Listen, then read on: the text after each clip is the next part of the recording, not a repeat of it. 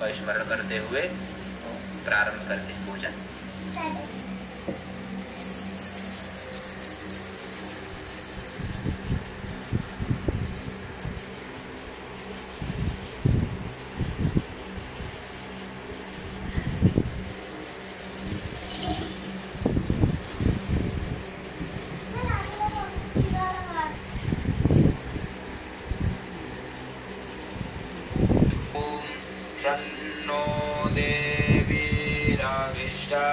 आपो भवन्तु पीताय संजोराविसरावन्तु नः।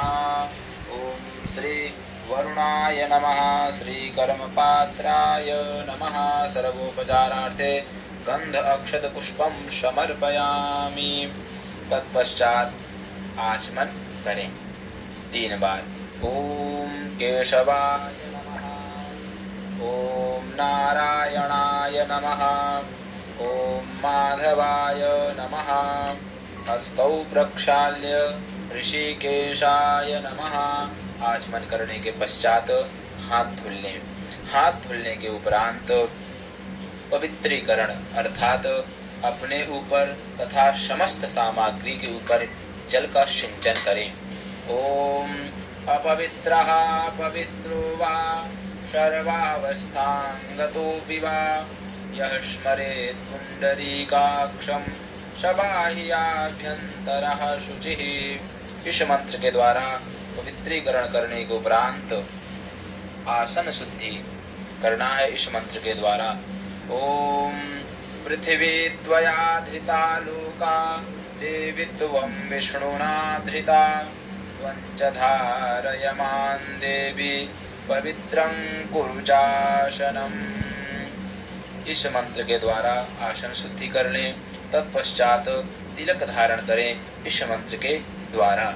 ओम स्वस्ति न इंद्रो वृद्धस्रवाः स्वस्ति नः पूषा विश्ववेदाः स्वस्ति नस्तारक्ष्यो अरिष्टानेमिः स्वस्ति नो बृहस्पतिर्दधातु। इस मंत्र के द्वारा तिलक धारण कर लें। तिलक धारण के उपरांत शिखा बंधन करें इस मंत्र के द्वारा।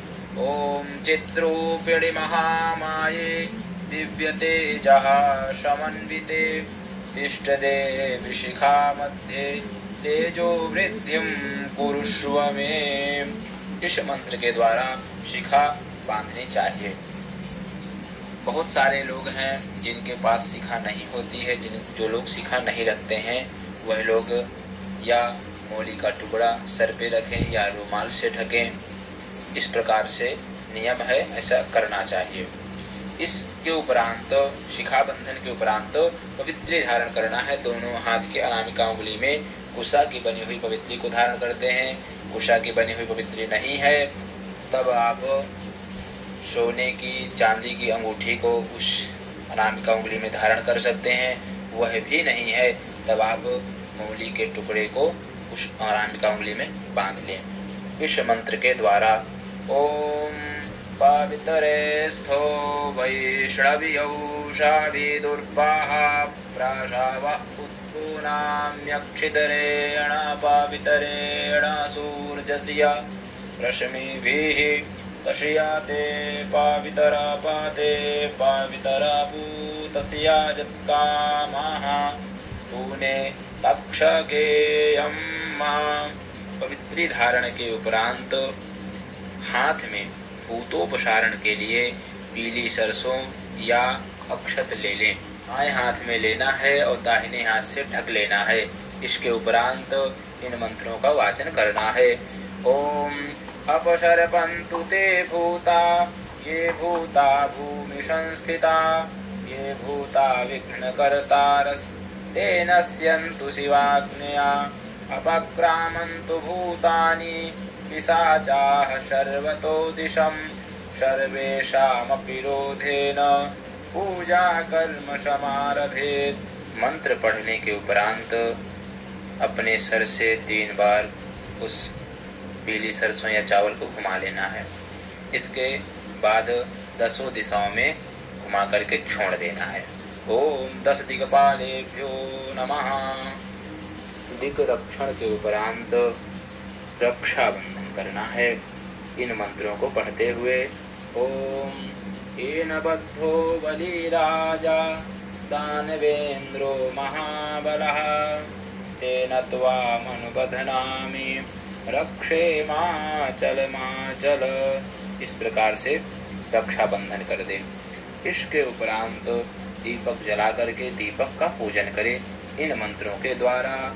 ओम भूदीपदेव रूपस्त्वं कर्म साक्षी विघ्नकृत् यावत् कर्म समाप्तिः स्यात् तावत् त्वं सुस्थिरो भव।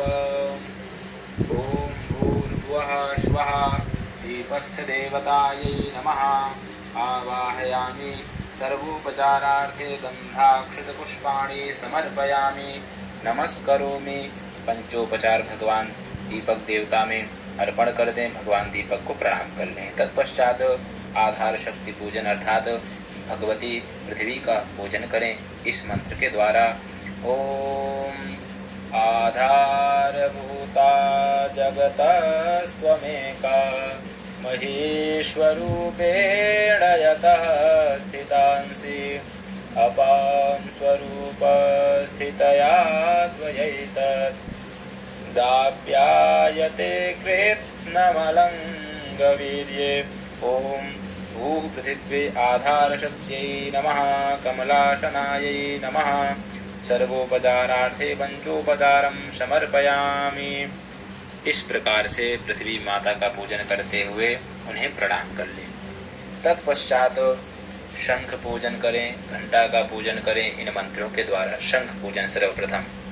ओम पृथिव्यां यानि तीर्थानि स्थावराणि चराणि च तानि तीर्थानि शंखेऽस्मिन् विशन्तु ब्रह्मशासनात्। शंखाय नमः।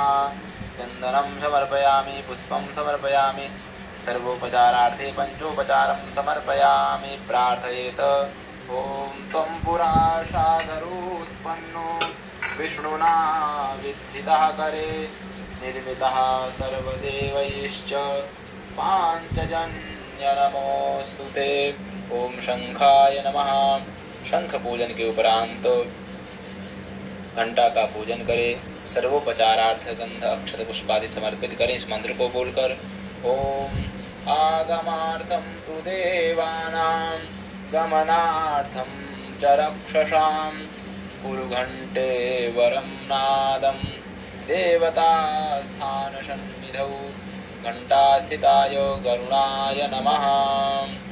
अब शव के पूजन के उपरांत शंख पूजन घंटा पूजन के उपरांत स्वस्ति वाचन का पाठ करना चाहिए। अब स्वस्ति वाचन का पाठ प्रारंभ करते हैं। हरि ओम आनो भद्राः क्रतवो जन्तु विषवादो दब्धाशो अपरीताश उद्भिदाः देवानो यथा सदमित्प्रीधे अरण्यपरायुवो रक्षितारो दिवे दिवे देवानां भद्राशु मदिर्यजूयतां देवानां कुमुरातिरभिनो निवर्ततां मा देवानां पुंसख्यमुपसेदिमा वयं देवान आयुः प्रतिरन्तु जीवसे तान् पूर्वया निविदा भूमहे वयं भगं करमदितिं दक्षमसृदं मा अर्जमणं वरुणकुं सोममशविना सरस्वतीनाः शुभगामयस्करात् तन्नो वातो मयो भुवातु भेखजन् तन्माता पृथिवी तत्पिता द्यौः तद्ब्रावाणाः सोमसुतो मायो भुवस्तदश्विना त्रिणुतं धृष्ण्या युवं तमीशानं जगतस्तस्थु खशपातिं ध्येयं जिन्वमवाशे उमहे वयं भूखानो जाथा वेदसामसद्वृधे रक्षिता पायुरदब्धाः स्वस्ताये स्वस्ति न इन्द्रो वृद्धस्रवाः स्वस्ति नः पूषा विश्ववेदाः स्वस्ति नस्तारक्ष्यो अरिष्टानेमिः स्वस्ति नो बृहस्पतिर्दधातु बृहदशवामरुताः वृषणीमातराः शुभं जावानो विदथे कुजग्मायाः अग्निजिह्वामनवाः सूरचक्षुषो विषवेनो देवा अवसादमन्यः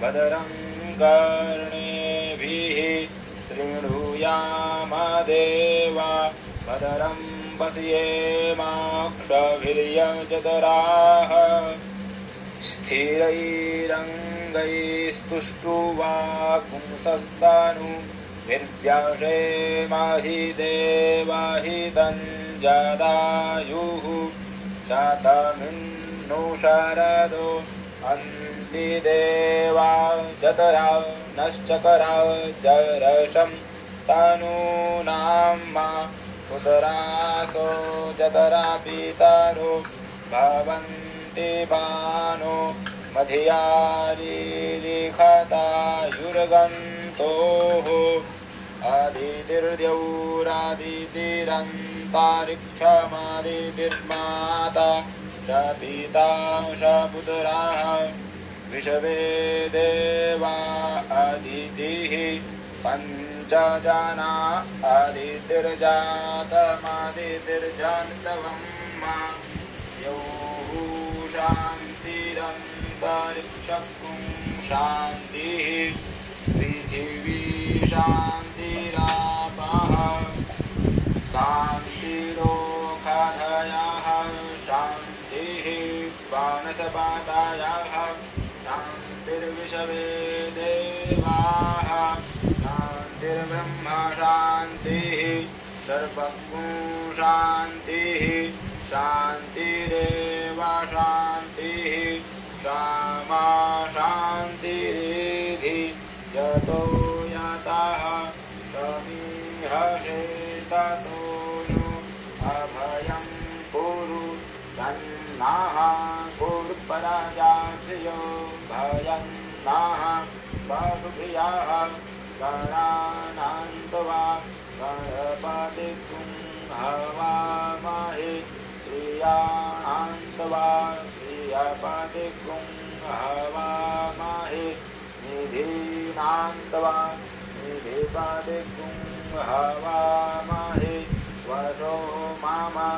अहमजाने गर्भधामात्वमजासि गर्भधम्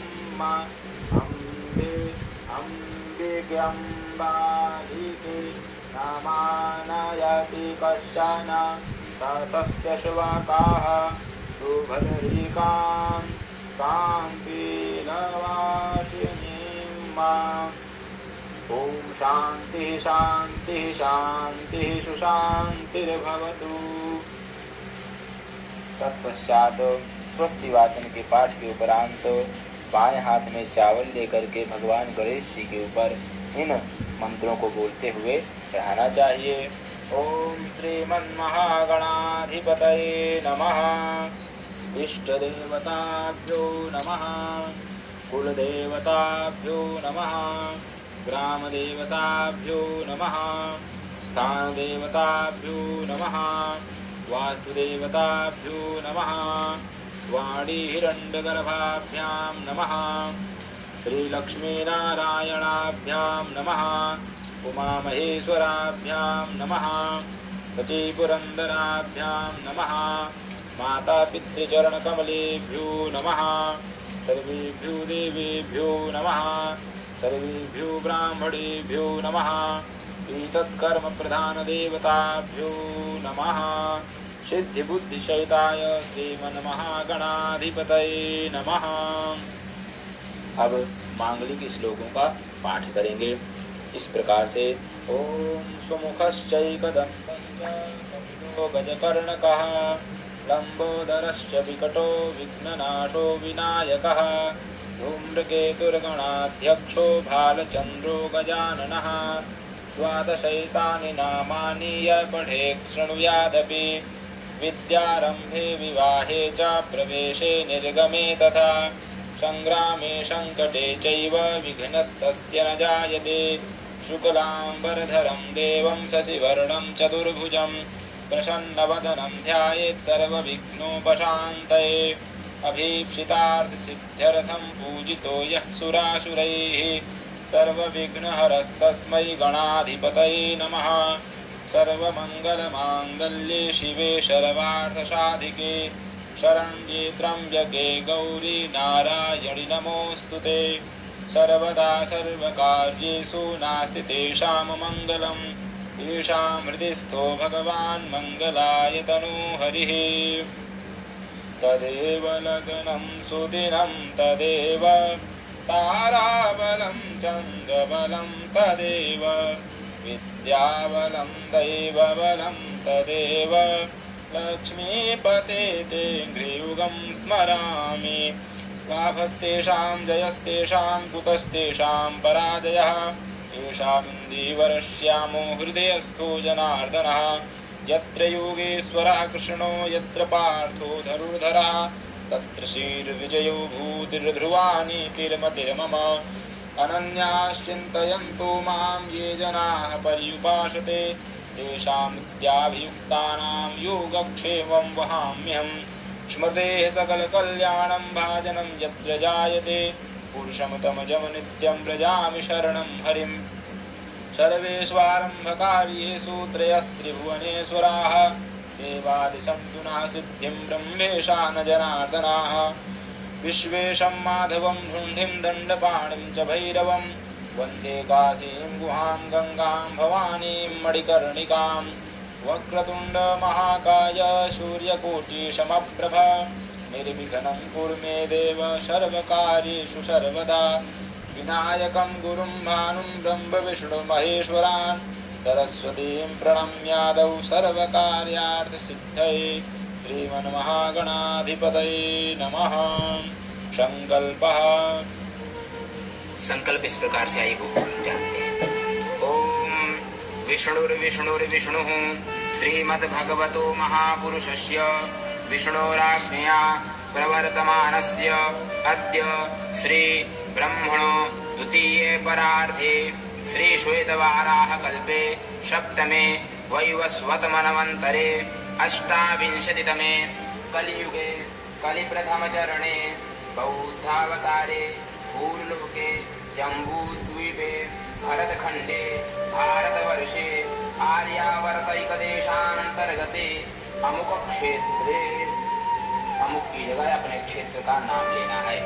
विक्रम शके षष्ट्याब्दानां मध्ये अमुक नाम संवत्सरे, संवत्सर का नाम लेना है। अमुकायने, यह जहाँ पर अब अमुक आ रहा है वहाँ पर पंचांग के द्वारा जानकारी प्राप्त करके अमुक की जगह है उसके अगले शब्द पर ध्यान दे करके उसी के अनुरूप वहाँ पर उस का नाम लेना है। अमुकायने अमुक ऋतौ महामांगल्यप्रदे मासोत्तमे मासे अमुक मासे अमुक पक्षे अमुक तिथौ अमुक वासरे अमुक नक्षत्रे एवं ग्रह गण विशेषण विशिष्टायां शुभ पुण्यतिथौ अमुक गोत्रः अमुकोऽहम्।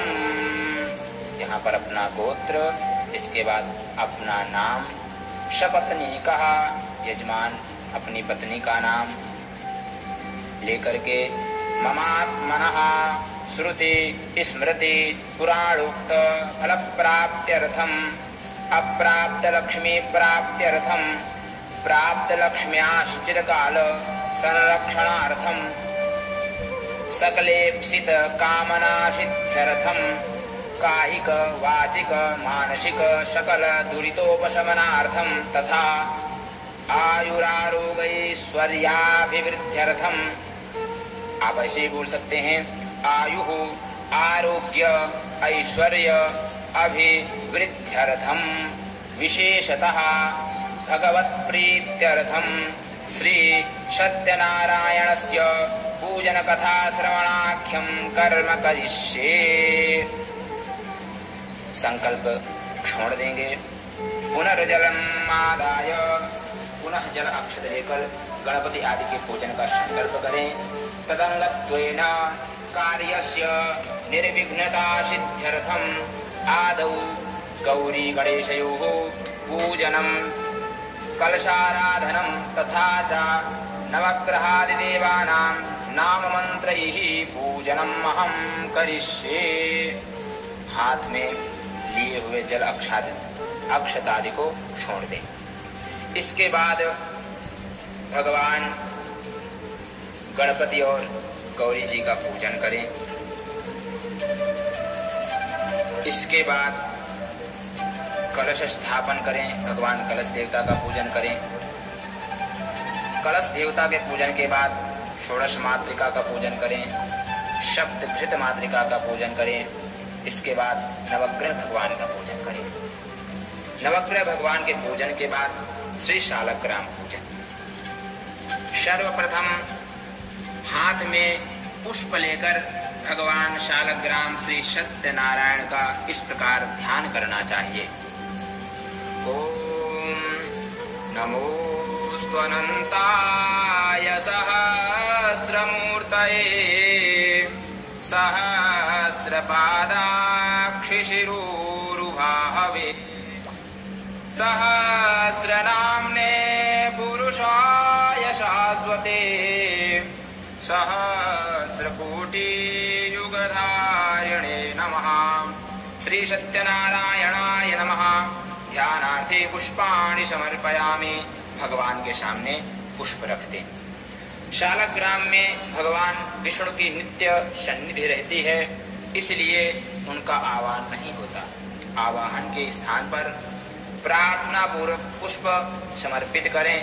अन्य प्रतिमाओं में प्रतिष्ठा पूर्वक इस प्रकार आवाहन करें। यदि आपके पास प्रतिमा है तो उनमें आवाहन करना पड़ेगा। यदि शालग्राम भगवान है तो आवाहन की कोई आवश्यकता नहीं है। आइए हम क्रम से बता रहे हैं आपको। सबसे पहले आवाहन इस मंत्र के। आगक्ष भगवन् देव स्थाने चात्र स्थिरो भव यावत् पूजां करिष्यामि तावत् त्वं सन्निधौ भव। श्री सत्यनारायणाय नमः। आवाहनार्थे पुष्पम समर्पयामि। आवाहन के लिए पुष्प चढ़ाएं। इसके बाद भगवान को आसन के लिए पुष्प समर्पित करें इस मंत्र के द्वारा। अनेक रत्न संयुक्तम नानामणिगणान्वितं भावितं स्वर्णिमं दिव्यं आसनं प्रतिगृह्यतां। श्री सत्यनारायणाय नमः। आसनार्थे पुष्पाणि समर्पयामि। आसन के लिए पुष्प समर्पित करें। इसके लिए इसके बाद आचमनी से जल छोड़ें इस मंत्र के द्वारा। गन्धोदकं निर्मलं च सर्वसौगन्ध्य संयुतं पाद प्रक्षालनार्थाय दत्तं मे प्रतिगृह्यताम्। श्री सत्यनारायणाय नमः। पादयोः पाद्यं समर्पयामि। इसके बाद भगवान को अर्घ्य के लिए 1 चम्मच जल छोड़ें इस मंत्र के द्वारा। गंध पुष्पाक्षतैर्युक्तम् अर्घ्यं सम्पादितं मया गृहाणार्घ्यं मया दत्तं प्रसन्नो वरदो भव। श्री सत्यनारायणाय नमः। हस्तयोरर्घ्यं समर्पयामि। इसके बाद भगवान को आचमन के लिए 1 चम्मच जल छोड़ें। कर्पूरेण सुगंधेन वासितं स्वादु शीतलं तोयमाचमनीयार्थं गृहाण परमेश्वर। श्री सत्यनारायणाय नमः। मुखे आत्मनीयं जलं समर्पयामि। आचमन के लिए जल समर्पित करें। एक शुद्ध पात्र में कुमकुम आदि से स्वस्तिक बनाकर चंदन युक्त तुलसी दल के ऊपर भगवान को स्थापित करके निम्नलिखित स्नान कराएं। इस प्रकार से सबसे पहले स्नान जल से कराना है। मंदाकिन्यास्तु यद्वारी सर्वपापहरं शुभं तदिदं कल्पितं देव स्नानार्थं प्रतिगृह्यतां। श्री सत्यनारायणाय नमः। स्नानीयं जलं समर्पयामि। स्नानांग आचमन, इसके बाद स्नानांते आचमनीयम जलम समर्पयामि। इसके बाद भगवान को दूध से स्नान कराएं इस मंत्र के द्वारा। कामधेनु समुद्भूतं सर्वेषां जीवनं परं पावनं यज्ञ हेतुश्च पयः स्नानार्थमर्पितं। श्री सत्यनारायणाय नमः। पयस्नानं समर्पयामि। पयस्नानान्ते शुद्धोदक स्नानं समर्पयामि। 1 चम्मच जल छोड़ देंगे भगवान को। इसके बाद दधी से स्नान कराएंगे। पयसस्तु समुद्भूतं मधुराम्लं शशिप्रभं दध्यानीतं मया देव स्नानार्थं प्रतिगृह्यतां। श्री सत्यनारायणाय नमः। दधि स्नानं समर्पयामि। इसके बाद भगवान को घी से स्नान कराएंगे इस मंत्र के द्वारा। नवनीत समुत्पन्नं सर्वसन्तोषकारकं ऋतं तुभ्यं प्रदास्यामि स्नानार्थं प्रतिगृह्यतां। श्री सत्यनारायणाय नमः। घृत स्नानं समर्पयामि।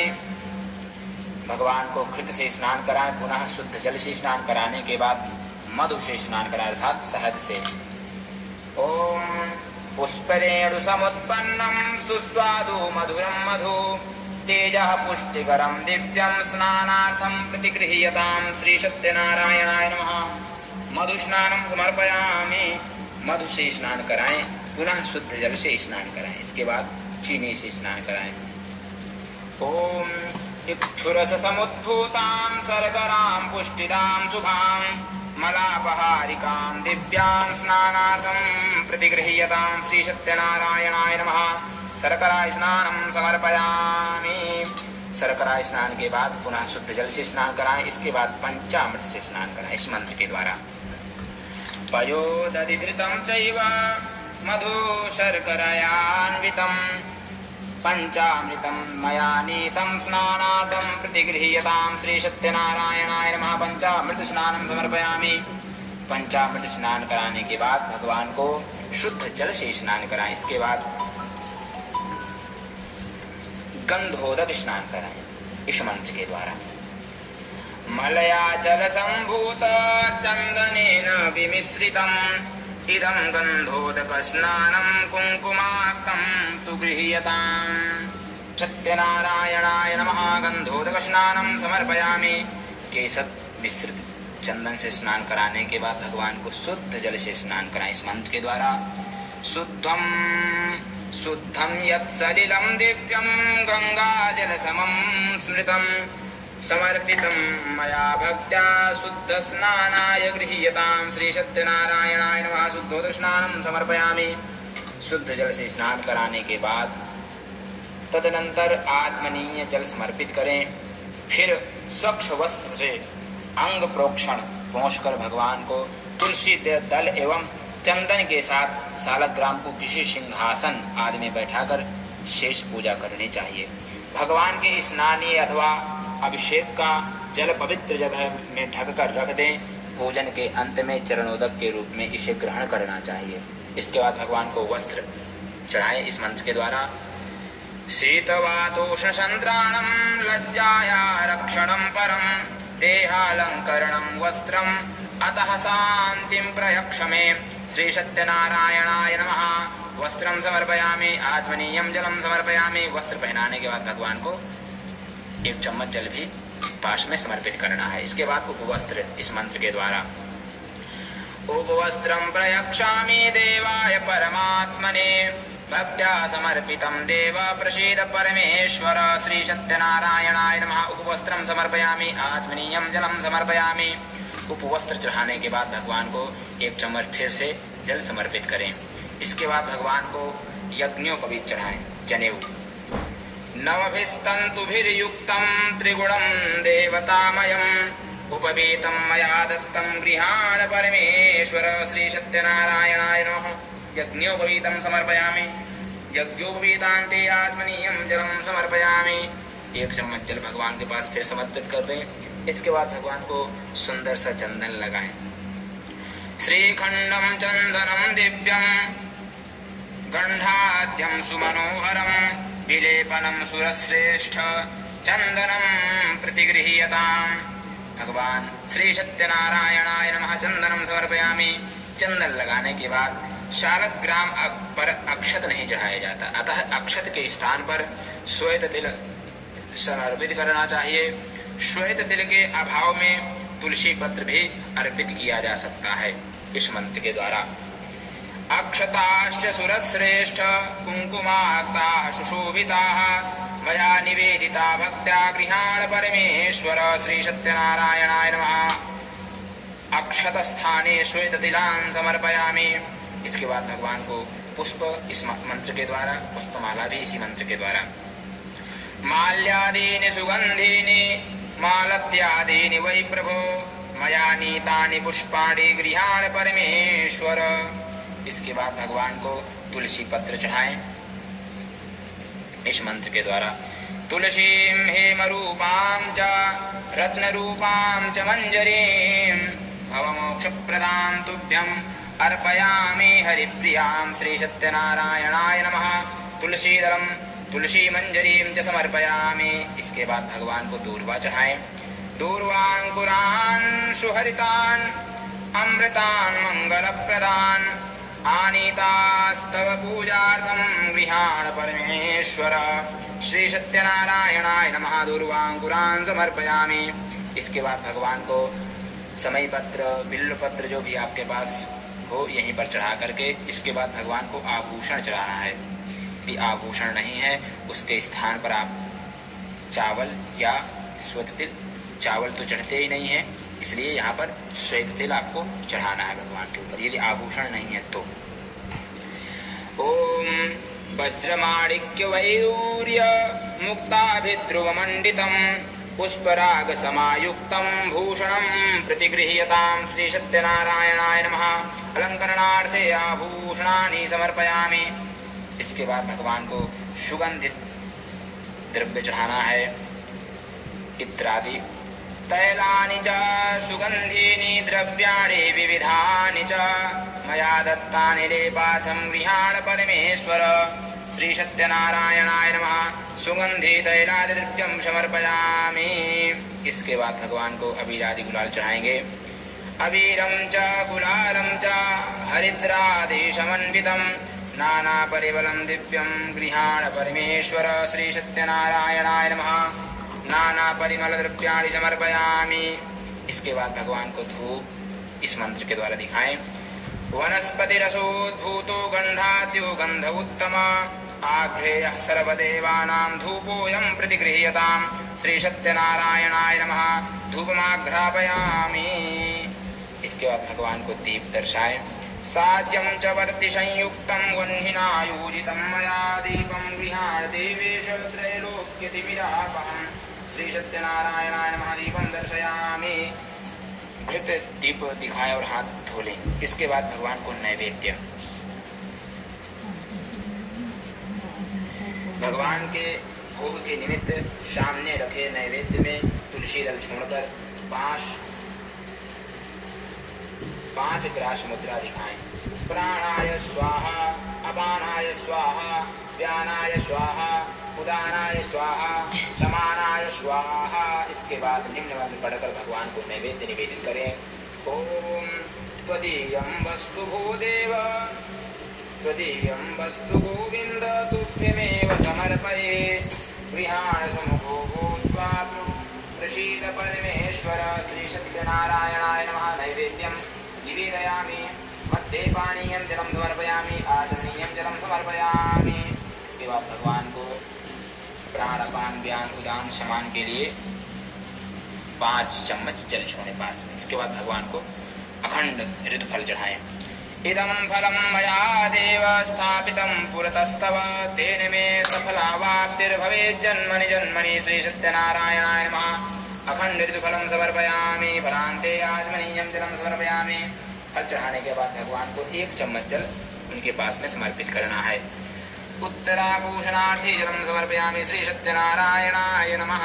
इसके बाद भगवान को दोनों अनामिका उंगली में चंदन लगा करके सिंचन करना है इस मंत्र के द्वारा, जिसे हम करोदवर्तन कहते हैं। चंदनम मलयोद्भूतम कस्तूर्यादि समन्वितम करोदवर्तनकम देव गृहाण परमेश्वर श्री सत्यनारायणाय नमः करोदवर्तनकम समर्पयामि। इसके बाद भगवान को तांबूल पान आदि चढ़ाएं।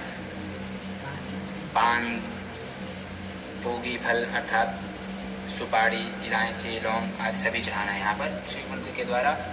पूगे फलम महद्दिव्यम नागवल्ली दलैर्युतम एलालवंग संयुक्तम तांबूलम प्रतिगृह्यताम श्री सत्यनारायणाय नमः।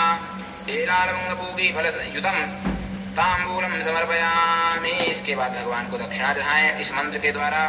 दक्षिणा प्रेम सहिता यथाशक्ति समर्पिता अनंत फलदामेनाम गृहाण परमेश्वर श्री सत्यनारायणाय नमः द्रव्य दक्षिणाम समर्पयामि। इसके बाद भगवान की प्रार्थना करें इन मंत्रों के द्वारा। ओम सशंख चक्रम सकिरीट कुंडलम सपीत वस्त्रम सरिशीरुहेक्षणम सहार वक्षस्थल कौस्तुभश्रियं नमामि विष्णुं शिरसा चतुर्भुजं शान्ताकारं भुजगशयनं पद्मनाभं सुरेशं विश्वाधारं गगनसदृशं मेघवर्णं शुभांगं लक्ष्मीकान्तं कमलनयनं योगिभिर्ध्यानगम्यं वन्दे विष्णुं भवभयहरं सर्वलोकैकनाथं श्री सत्यनारायणाय नमः। प्रार्थना समर्पयामि। प्रार्थना समर्पित करने के बाद भगवान को पुष्प चढ़ाने के बाद 1 चम्मच जल छोड़ देंगे उनके पास। इसके बाद कथा होती है। कथा श्रवण करने के उपरांत की जो विधि है वो हम अगले वीडियो में आपको बताएंगे। उसके बाद हवन आदि होता है, उसकी सारी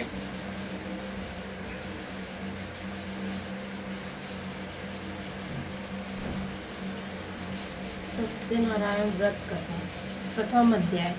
एक समय नैमिषारण्य तीर्थ में सौनकादिक 88,000 ऋषियों ने श्री सूत जी से पूछा, हे प्रभु, इस कलयुग में वेद विद्या रहित मनुष्यों को प्रभु भक्ति किस प्रकार मिलेगी तथा उनका उद्धार कैसे होगा? इसीलिए हे मुनि, कोई ऐसा तप कहिए जिससे थोड़े समय में पुण्य प्राप्त होए तथा मनवांछित फल मिले। वह कथा सुनने की हमारी इच्छा है। सर्वज्ञाता श्री सूत जी बोले, हे वैष्णवों में पूज्य, आप सबने प्राणियों के हित की बात पूछी है। अब मैं उस श्रेष्ठ व्रत को आप लोगों से कहूँगा जिस व्रत को नारद जी ने लक्ष्मी नारायण से पूछा था और लक्ष्मीपति ने मुनि श्रेष्ठ नारद से कहा था। सो ध्यान से सुनो। एक समय योगी राज नारद जी दूसरों के हित की इच्छा से अनेक लोकों में घूमते हुए मृत्यु लोक में आ पहुँचे। यहाँ अनेक योनियों में जन्मे हुए प्रायः सभी मनुष्यों को अपने कर्मों द्वारा अनेक दुखों से पीड़ित देखकर सोचा, किस यत्न के करने से निश्चय ही प्राणियों के दुखों का नाश हो सकेगा। ऐसा मन में सोचकर विष्णु लोक को गए। वहाँ श्वेत वर्ण और 4 भुजाओं वाले देवों के ईश नारायण को देखकर, जिनकी हाथों में शंख चक्र गदा और पद्म थे तथा वरमाला पहने हुए थे, स्तुति करने लगे। हे भगवान, आप अत्यंत शक्ति से संपन्न हैं। मन तथा वाणी भी आपको नहीं पा सकती। आपका आदि मध्य अंत नहीं है। निर्गुण स्वरूप सृष्टि के आदिभूत व भक्तों के दुखों को नष्ट करने वाले हो, आपको नमस्कार है। नारद जी से इस प्रकार की स्तुति सुनकर विष्णु भगवान बोले, हे मुनि श्रेष्ठ, आपके मन में क्या है? आप किस काम के लिए आप आगमन हुआ है? निसंकोच कहो। तब नारद मुनि बोले, मृत्यु लोक में सब मनुष्यों को जो अनेक योनियों में पैदा हुए हैं, अपने अपने कर्मों के द्वारा अनेक प्रकार के दुखों से दुखी हो रहे हैं। हे नाथ, मुझ पर दया रखते हो तो बतलाइए कि उन मनुष्यों के सब दुख थोड़े से ही प्रयत्न से कैसे दूर हो सकते हैं? श्री भगवान जी बोले, हे नारद, मनुष्यों की भलाई के लिए तुमने बहुत अच्छी बात पूछी है। जिस काम के करने से मनुष्य मोह से छूट जाता है वह मैं कहता हूँ। सुनो, बहुत पुण्य देने वाला स्वर्ग तथा मृत्युलोक दोनों में दुर्लभ एक उत्तम व्रत है। आज मैं प्रेमवश होकर तुमसे कहता हूँ। सत्यनारायण का यह व्रत अच्छी तरह विधि पूर्वक करके मनुष्य आयु पर्यंत यहाँ सुख भोग कर मरने पर मोक्ष को प्राप्त होता है। श्री भगवान के वचन सुनकर नारद मुनि बोले कि उस व्रत का फल क्या है, क्या विधान है और किसने यह व्रत किया और किस दिन यह व्रत करना चाहिए, विस्तार से कहिए। भगवान बोले, दुख शोक आदि को दूर करने वाला, धन धान्य को बढ़ाने वाला, सौभाग्य तथा संतान को देने वाला यह व्रत सब स्थानों पर विजय करने वाला है। भक्ति संतान को देने वाला यह व्रत सब स्थानों पर विजय करने वाला है। भक्ति और श्रद्धा के साथ किसी भी दिन मनुष्य श्री सत्यनारायण की प्रातःकाल के समय ब्राह्मणों और बंधुओं के साथ धर्मपरायण होकर पूजा करे। भक्ति भाव से नैवेद्य, केले का फल, घी, दूध, गेहूँ का चूर्ण, सवा लेवे।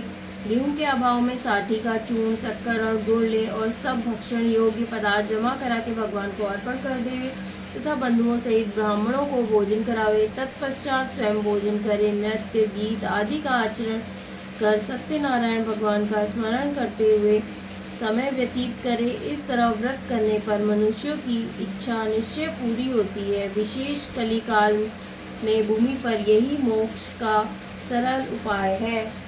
स्कंद पुराणे प्रथम अध्याय।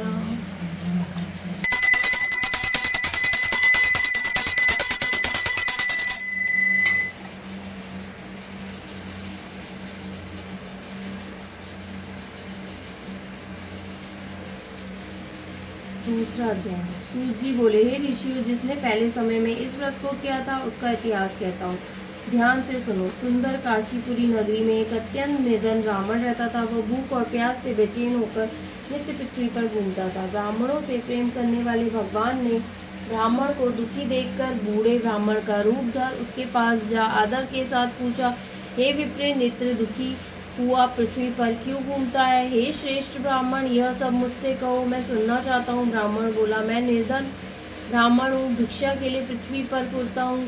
हे भगवान, यदि आप इसका उपाय जानते हो तो कृपा कर कहो। वृद्ध ब्राह्मण बोला कि सत्यनारायण भगवान मनवांछित फल देने वाले हैं, इसीलिए हे ब्राह्मण, तू उनका पूजन कर, जिसके करने से मनुष्य सब दुखों से मुक्त होता है। ब्राह्मण को व्रत का सारा विधान बतलाकर बूढ़े ब्राह्मण का रूप धारण करने वाले सत्यनारायण भगवान अंतर्ध्यान हो गए।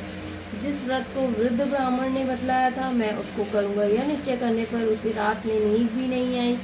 वह सवेरे उठ सत्यनारायण के व्रत का निश्चय कर भिक्षा के लिए चला। उस भिक्षा में बहुत धन मिला, जिससे बंधु बांधवों के साथ उसने सत्यनारायण का व्रत किया। इसके करने से वह ब्राह्मण सब दुखों से छूटकर अनेक प्रकार की संपत्तियों से युक्त हुआ। उस समय से वह ब्राह्मण हर मास व्रत करने लगा। इस तरह सत्यनारायण भगवान के व्रत को जो करेगा वह मनुष्य सब दुखों से छूट जाएगा। इस तरह नारद जी ने नारायण का कहा हुआ यह व्रत मैंने तुमसे कहा। हे विप्रो, मैं अब और क्या कहूँ? ऋषि बोले, हे मुनीश्वर, संसार में इस ब्राह्मण से सुनकर किस किसने इस व्रत को किया, हम यह सब सुनना चाहते हैं, इसके लिए हमारे मन में श्रद्धा है। सूत जी बोले, हे मुनियों, जिसने इस व्रत को किया वह सब सुनो। एक समय एक ब्राह्मण धन और ऐश्वर्य के अनुसार बंधु बांधवों के साथ व्रत करने को तैयार हुआ। उसी समय एक लकड़ी बेचने वाला बूढ़ा आदमी आया और बाहर लकड़ियों को रखकर ब्राह्मण के मकान में गया। प्यास से दुखी लकड़हारा उनको व्रत करते देखकर ब्राह्मण को नमस्कार कर कहने लगा कि आप यह क्या कर रहे हैं और इसके करने से क्या फल मिलता है, कृपा करके मुझसे कहो। ब्राह्मण ने कहा, सब मनोकामनाओं को पूर्ण करने वाला यह सत्यनारायण भगवान का व्रत है, इसकी ही कृपा से मेरे यहाँ धन धान्य आदि की वृद्धि हुई है। ब्राह्मण से इस व्रत के बारे में जानकर लकड़हारा बहुत प्रसन्न हुआ। चरणामृत ले और प्रसाद खाने के बाद वो अपने घर को गया। लकड़हारे ने अपने मन में इस प्रकार संकल्प किया कि आज नगर में लकड़ी बेचने से जो धन मिलेगा उसी से सत्यनारायण देव का उत्तम व्रत करूंगा। यह मन में विचार कर वह बूढ़ा आदमी लकड़ियां अपने सिर पर रखकर जिस नगर में धनवान लोग रहते थे ऐसे सुंदर नगर में गया। उस रोज वहाँ पर उन लकड़ियों का दाम पहले से दिनों से चौगुना मिला। तब वह बूढ़ा लकड़हारा दाम ले अति प्रसन्न होकर पके केले की पूली, शक्कर, घी, दूध, दही, गेहूं का आटा इत्यादि भगवान के व्रत की कुल सामग्री को लेकर अपने घर गया। फिर उसने अपने भाइयों को बुलाकर विधि विधान के साथ भगवान जी का पूजन और व्रत किया। उस व्रत के प्रभाव से वह बूढ़ा लकड़हारा धन, पुत्र आदि से युक्त हुआ और संसार के समस्त सुख भोग कर बैकुंठ को चला गया। इति द्वितीय स्कंद पुराणे द्वितीय अध्याय। तीसरा अध्याय। सूत जी बोले, हे श्रेष्ठ मुनियों, अब आगे की कथा कहता हूँ, सुनो। पहले समय में उल्कामुख नाम का एक बुद्धिमान राजा था। वह सत्य वक्ता और जितेंद्रिय था। प्रतिदिन देवस्थानों पर जाता था तथा गरीबों को धन देकर उनके कष्ट दूर करता था। उसकी पत्नी कमल के समान मुख वाली और सती साध्वी थी। भद्रशिला नदी के तट पर उन दोनों ने श्री सत्यनारायण का व्रत किया। उस समय में वहाँ एक साधु वैश्य आया जिसके पास व्यापार के लिए बहुत सा धन था। वह नाव को किनारे पर ठहरा कर राजा के पास आ गया और राजा को व्रत करते हुए देखकर विनय के साथ पूछने लगा, हे राजन, भक्ति युक्त चित्त से आप यह क्या कर रहे हैं? मेरी सुनने की इच्छा है, सो मुझे बतलाइए। राजा बोला, हे साधु, अपने बंधुओं के साथ पुत्र आदि की प्राप्ति के लिए यह महाशक्तिशाली सत्यनारायण भगवान का व्रत एवं पूजन किया जा रहा है। राजा के वचन सुनकर साधु आदर से बोला, हे राजन, मुझसे इसका सब विधान कहो, मैं भी आपकी कथा अनुसार इस व्रत को करूँगा। मेरे भी कोई संतान नहीं है और इससे निश्चय योगी। राजा से सब विधान सुनकर व्यापार से निवृत्त होकर वह आनंद के साथ घर गया। साधु ने अपनी स्त्री से संतान देने वाले उस व्रत का समाचार सुनाया और कहा कि जब मेरी संतान होगी तब मैं इस व्रत को करूँगा। साधु ने एक ऐसे वचन अपनी स्त्री लीलावती से कहे। एक दिन उसकी स्त्री लीलावती पति के साथ आनंदित हो सांसारिक धर्म में प्रवृत्त होकर सत्यनारायण भगवान की कृपा से गर्भवती होगी और 10वें महीने में उसने एक सुंदर कन्या को जन्म दिया। दिनों दिन वह इस तरह बढ़ने लगी जैसे शुक्ल पक्ष का चंद्रमा बढ़ता है। कन्या का नाम कलावती रखा गया। जब लीलावती ने मीठे शब्दों में अपने पति से कहा कि जो आपने संकल्प किया था कि भगवान का व्रत करूंगा, अब आप उसे करिए। साधु बोला, हे प्रिय, इसके विवाह पर करूंगा। इस प्रकार अपनी पत्नी को आश्वासन दे वह नगर को गया।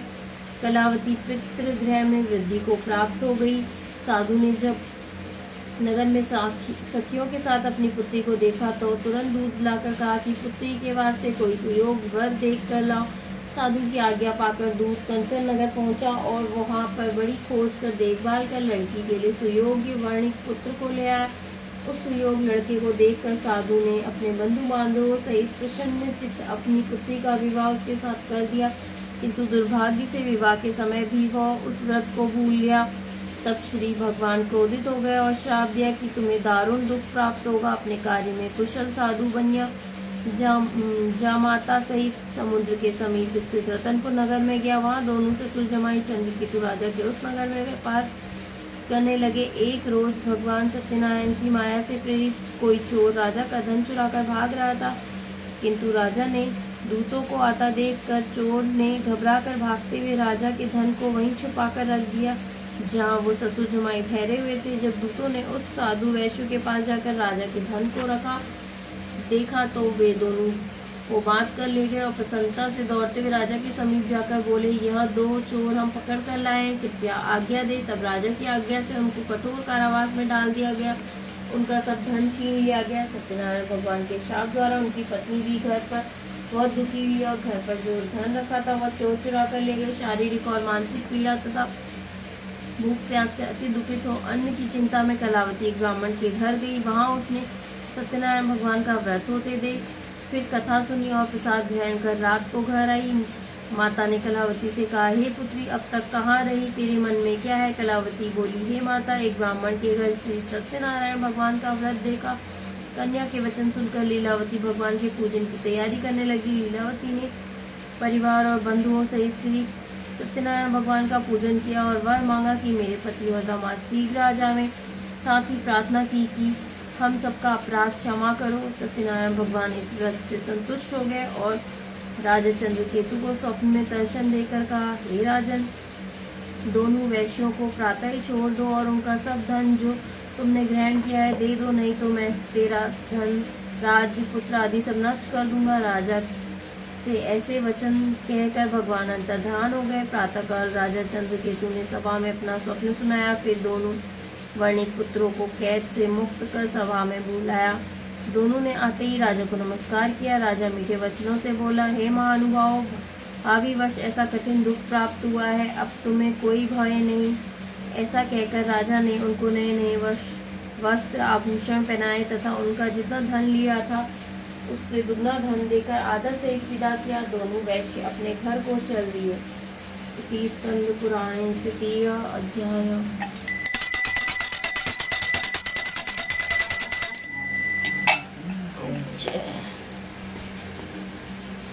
चतुर्थ अध्याय।